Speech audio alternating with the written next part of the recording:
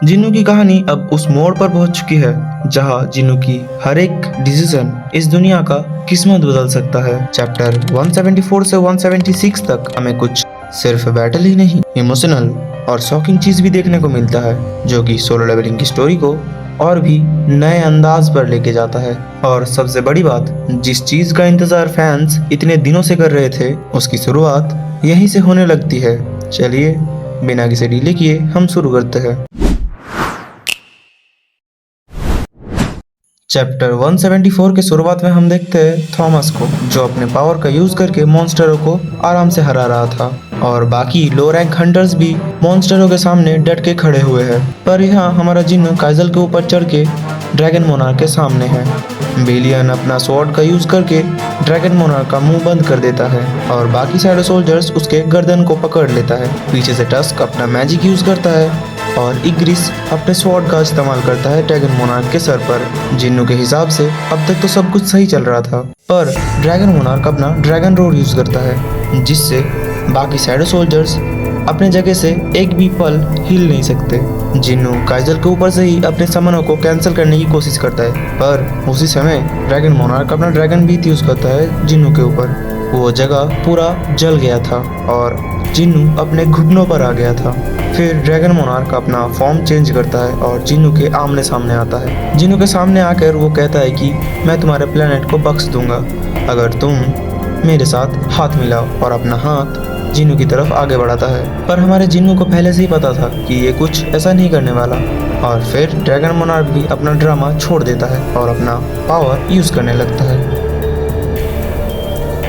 Dragon monarch ने अपना form फिर से चेंज कर लिया है और जिन्नू के ऊपर अपने फैंग से अटैक करता है। जिन्नू उसे डॉज करता है और फिर काइजल को बुलाकर एक और ड्रैगन ब्रीथ भी डॉज कर लेता है। जिन्नू काइजल के ऊपर खड़ा होकर ड्रैगन मोनार्क को देख ही रहा था कि ड्रैगन मोनार्क फिर से अपना ड्रैगन रोड यूज करता है और काइजल अपने जगह पर जम जाता है। जिन्नू जैसे भी करके काइजल से उतरता है और एक और ड्रैगन ब्रीथ भी सरवाइव कर लेता है। जिन्नू ड्रैगन मोनार्क के ऊपर चढ़ जाता है और अपने डैगर से उसके आर्मर को तोड़ने की कोशिश करता है। सफल ना होने पर, आर्मर को कुछ डैमेज ना करने पर जिन्नू अपने ड्रैगन्स को बुलाता है और उनमें से एक ड्रैगन मोनार्क का गला पकड़ता है और बाकी ड्रैगन अपने ड्रैगन ब्रीथ का यूज करता है ड्रैगन किंग के ऊपर। फिर जिन्नू सोच रहा था कि इसके आर्मर को कैसे तोड़ा जा सके। जिन्नू को उसी वक्त कुछ आइडिया आता है और वो कुछ पावर यूज करता है अपना। उसके पास बहुत सारे ब्लैक ऑरा जमा हो गए थे। जिन्नू उनका यूज करके एसबॉर्न की तरफ दिखने वाला एक आर्मर बनाता है, वो भी ड्रैगन किंग के साइज तक। ड्रैगन मोनार्क थोड़ा शॉक होता है, पर फिर अपना ड्रैगन ब्रीथ फिर से यूज करता है। जिन्नू उसे डॉज करता है और सीधा भिड़ जाता है ड्रैगन मोनार्क के साथ, क्योंकि अब दोनों का साइज करीबन एक ही है।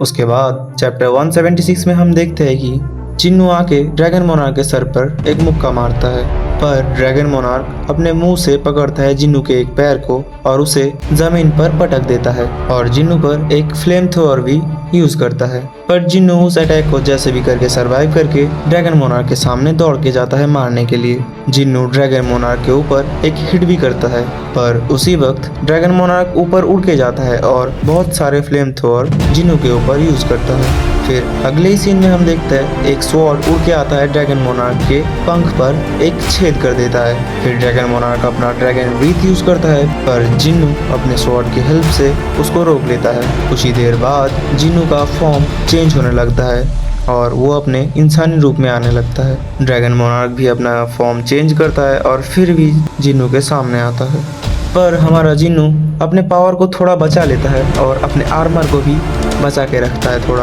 अब इन दोनों के बीच स्वॉर्ड के बीच में फाइट होता है, पर ड्रैगन मोनार्क अपना स्वॉर्ड जिन्नू के पेट पर घुसा देता है। जिन्नू ने भी अपना एक डैगर आसमान में रखा था। जिन्नू उसे बुलाता है ताकि वो ड्रैगन मोनार्क के सर पर लगे, पर वो अटक जाता है। ड्रैगन मोनार्क थोड़ा गुस्से में कहता है कि तुम मेरे ही ड्रैगन के दांत से मुझे मारने वाले थे। टाइम देखकर जिन्नू फिर से जाता है उस मोनार्क की तरफ उसे मारने के लिए, और हमारा मोनार्क भी रेडी था अपने स्वॉर्ड को लेकर, पर जिन्नू अपने शैडो आर्मी को भी बुला लेता है, जिन्होंने अब ड्रैगन मोनार्क के हाथ और पैरों को पकड़ लिया है। फिर हम देखते हैं जिन्नू एक और डैगर निकालता है।